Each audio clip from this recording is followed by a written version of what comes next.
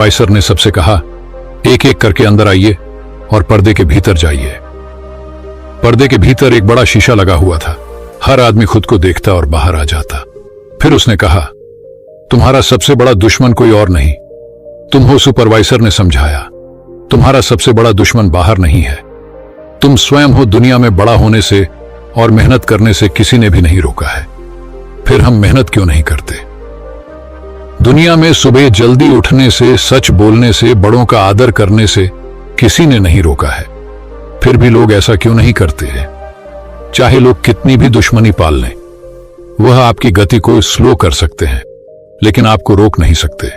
बादल चाहे कितने भी बड़े और घने क्यों नहीं हो, बादल की औकात नहीं है कि सूरज की रोशनी को रोक ले। जब सूरज उगेगा चीर कर रख देगा।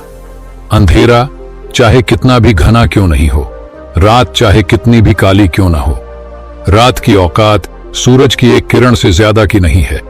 सूरज की एक किरण पड़ी और अंधेरा गायब। दुनिया में किसी बाधा की हैसियत आपकी काबिलियत से ज्यादा नहीं है। आप रुक जाने के लिए स्वयं जिम्मेदार हैं।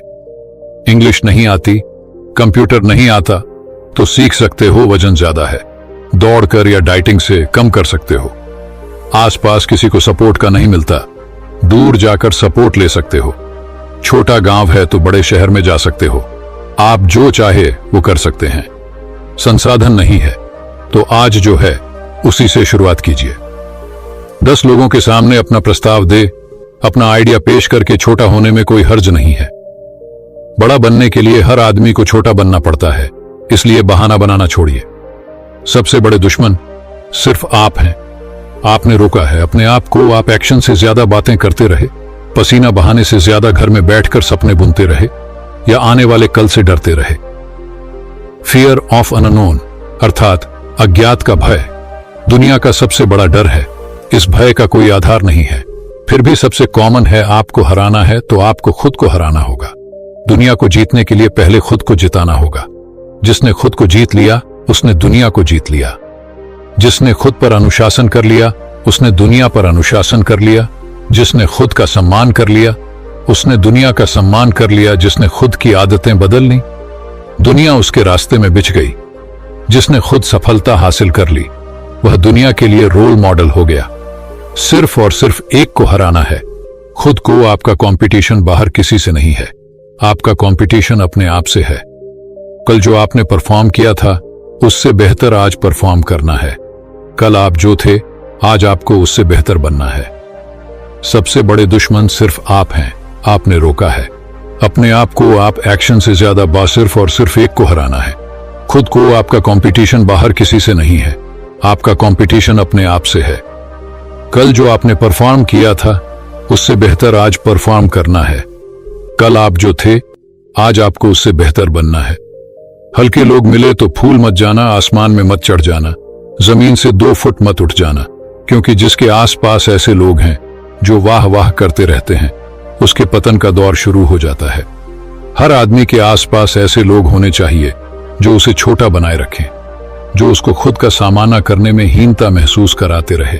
जिसने खुद पर विजय हासिल कर ली वह दुनिया पर विजय हासिल कर सकेगा।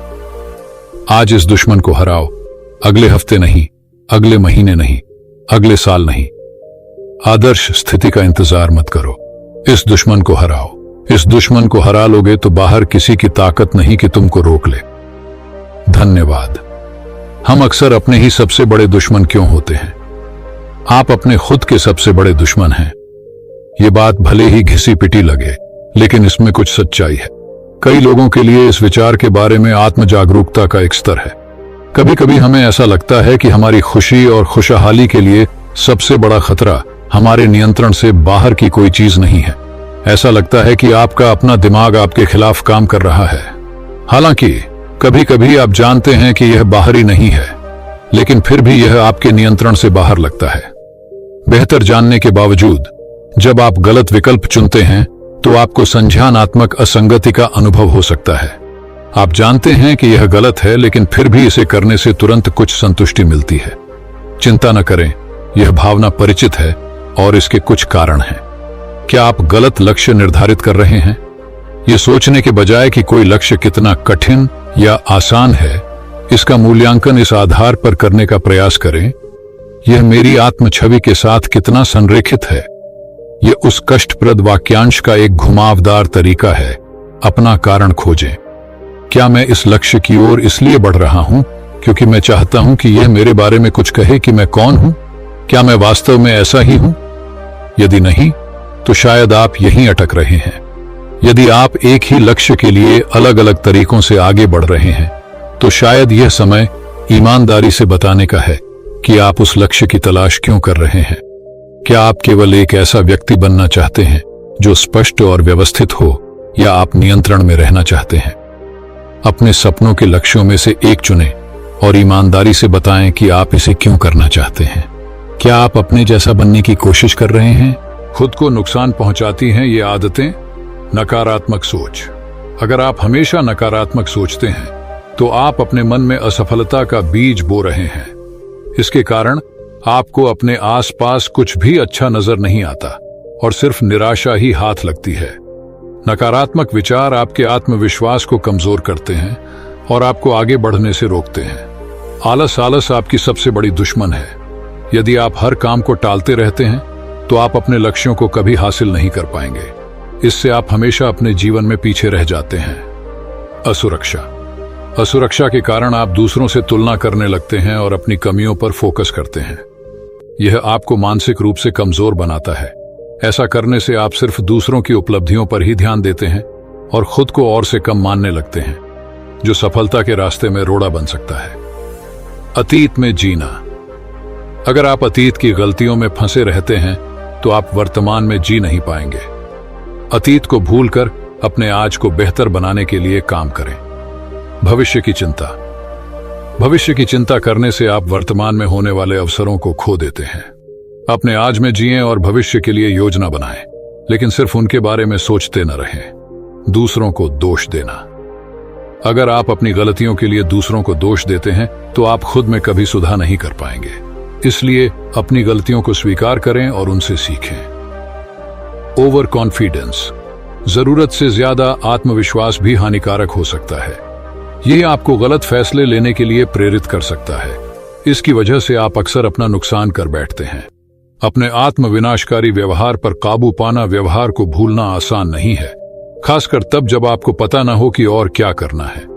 सौभाग्य से आपको आत्म विनाश के चक्र में नहीं रहना है। हम आवेग में आकर गलत निर्णय ले लेते हैं। इसलिए अगली बार जब आपको ऐसा लगे कि कोई आवेग आ रहा है, तो एक कदम पीछे हटने की कोशिश करें। इस बात पर विचार करें कि आप कैसा महसूस कर रहे हैं। क्या आपके कार्यों के परिणाम स्वरूप लोगों को ठेस पहुंचेगी? क्या आप अपने कार्यों के कारण चोटिल होंगे या इससे भी बदतर स्थिति में होंगे? यदि उत्तर हां है, तो अपने कार्यों पर पुनर्विचार करें। अपने आसपास के लोगों से सलाह लें और ईमानदारी से इसे लेने पर विचार करें। खुद में सुधार करने के लिए क्या करें? सकारात्मक सोच बनाएं। सकारात्मक सोच आपको एनर्जेटिक बनाती है और आपको अपने लक्ष्यों को हासिल करने के लिए प्रेरित करती है। आलस को छोड़ दें, खुद को चुनौती दें और नए काम करने की कोशिश करें। कमजोरियों में सुधार, अपनी उपलब्धियों पर गर्व करें और अपनी कमजोरियों पर काम करें। अतीत को भूलें, अपने अतीत से सीख लेकर आगे बढ़ जाएं। हमेशा अपने आज में जीने की कोशिश करें। अतीत का बोझ अपने कंधों से उतार करके आगे बढ़ें। दूसरों को दोष देना बंद करें। अपनी गलतियों को स्वीकार करें और उनसे सीखें। दूसरों को दोष देने से मन में सिर्फ कड़वाहट ही रहती है। अपनी सीमाएं समझें। इस बारे में समझने की कोशिश करें कि आपकी सीमाएं क्या हैं और जरूरत पड़ने पर दूसरों से सलाह लें और उन्हें महत्व दें। अगर आप खुद को अपनी कहानी फिर से लिखने की अनुमति देते हैं, तो यह मददगार होगा। जब हम बुरे काम करते हैं या जब हम लोगों को चोट पहुंचाते हैं, तो यह शर्मनाक लगता है। आप सोच सकते हैं कि आपके पिछले गलत काम आपको परिभाषित करते हैं और बदलने का कोई वास्तविक तरीका नहीं है। मनुष्य किसी भी उम्र में विकास करने में सक्षम है और आपकी गलतियां आपको परिभाषित नहीं करती हैं। सिर्फ इसलिए कि आप उन चीजों को करते थे, इसका मतलब यह नहीं है कि आपको अभी भी ऐसा करना है। अपने आप को याद दिलाए कि सिर्फ इसलिए कि आपने अतीत में गलतियां की हैं, इसका मतलब यह नहीं है कि आप अब बेहतर विकल्प नहीं चुन सकते। खुद को माफ करना सीखें। अपने फैसलों की बारीकी से जांच करना शुरू करें और इस मानसिकता के साथ आगे बढ़ें कि आत्मविनाश आपको परिभाषित नहीं करता है।